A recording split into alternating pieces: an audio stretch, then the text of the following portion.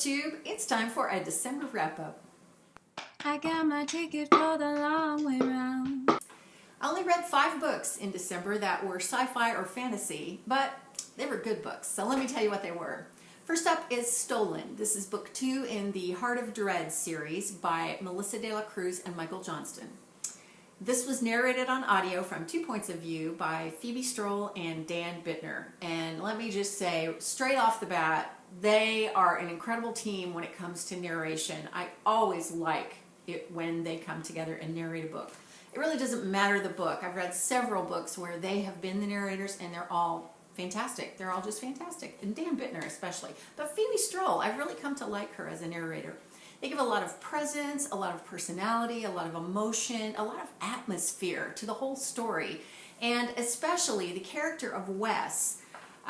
He is kind of a swaggering cowboy, smartass kind of guy. And Dan Bittner plays him so well. He just really brought him to life for me, and I just loved it. So the story picks up where the first book left off. The first book is Frozen, and we kind of meet Nat and Wes where there's a little bit of time has passed. Nat is kind of getting to know her dragon self, other self. It's a dragon, it's a physical dragon, but it's like the other part of herself, and she's kind of exploring that relationship. Wes, in the meantime, is racing cars because he can't find anything else to do with himself, and it's good money, I guess. He's kind of a pirate, you know, kind of type. Well, Nat begins to explore the whole, magical side of herself and what she can do. She acquires a mentor, and the whole world and the whole meshing of the apocalyptic Earth or the post-apocalyptic Earth and the fantasy version of parts of the Earth. I don't know how else to explain it, but anyway, it all kind of gets meshed together, and there's a whole backstory that begins to be revealed about why the Earth is what it is and what caused it to get that way. Really interesting stuff. The tension between these two characters is great because they can't be honest with themselves or each other, and so there's a lot of that, and then they finally do overcome that, but the tension is really good. And the story, the action is wonderful, and I thought I had the ending figured out. I thought, oh well, I think that's gonna be the way it goes. And usually when I think that, it's so subconscious, I just kind of I don't even think about it when it goes that way. No, not with this one. There was a huge plot twist at the end, and I was floored. And then there's this massive cliffhanger. Oh my gosh. It was just so good. I loved it. I really loved it, and I gave it the high end of 4 stars. Looking forward to the next one in that series. The Book of Ivy by Amy Engel.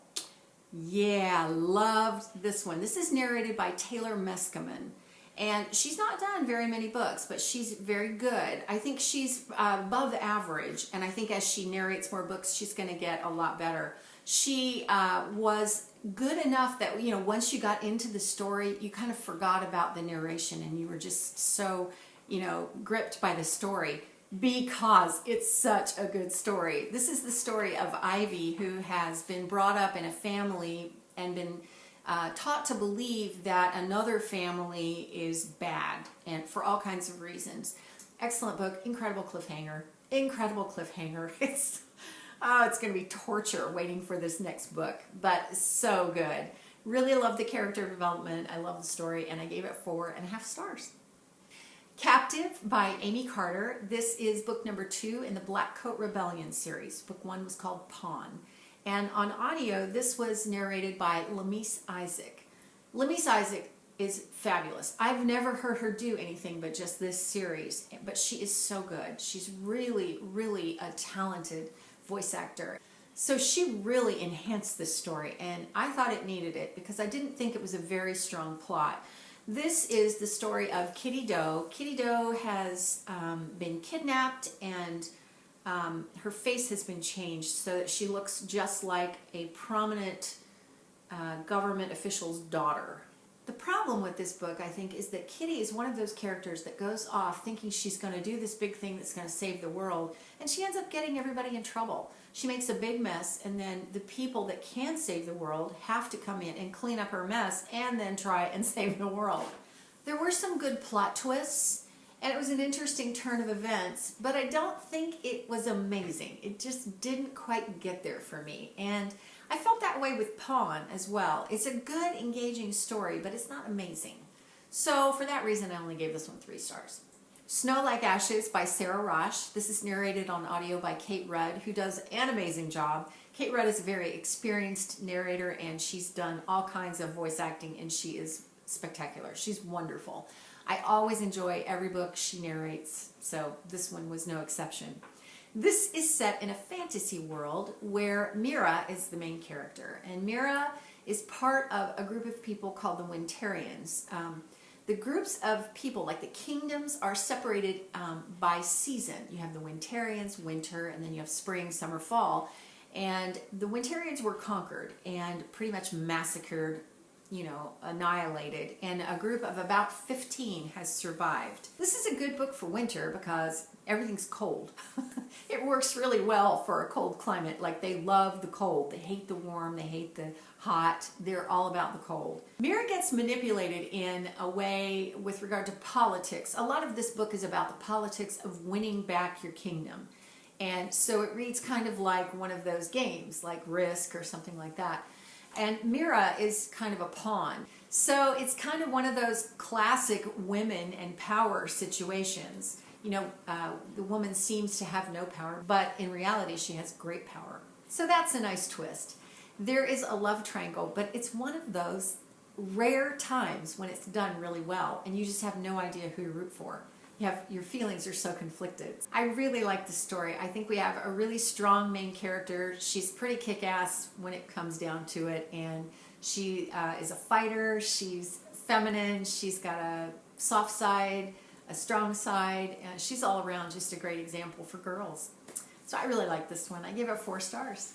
And lastly, Grip by David Estes. This is book 2 in the Slip series, and I read this as an ebook. David Estes is an author that I know and I love dearly. He's written a lot of books. So in this second book in the Slip series, we follow our main character, whose name is Benson.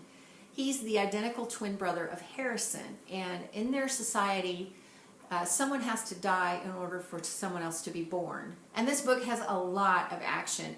David Estes is not afraid to kill off characters that you kind of are shocked that he kills off. But at the same time, it works for the plot. I read this over several weeks because I couldn't get time to sit down and read it. And it's really one of those books that you really need to stay involved in the plot in order for it to really be good. I really did like the plot. I thought he did a lot of good things with it, and he is a master of plot twists at the end. So at the end, we got the standard plot twist, we got a cliffhanger, and I am really looking forward to the next book. So I gave this one 4 stars. So that's all the sci-fi and fantasy I read in December. If you've read any of these books, I would love to know your thoughts on them, so please let me know. And that's it for now from me. I will see you next time. Thanks for watching. When I'm gone, you're gonna miss me when I'm gone. You're gonna miss me by my walk. You're gonna miss me by my taco. You're gonna miss me when I'm gone.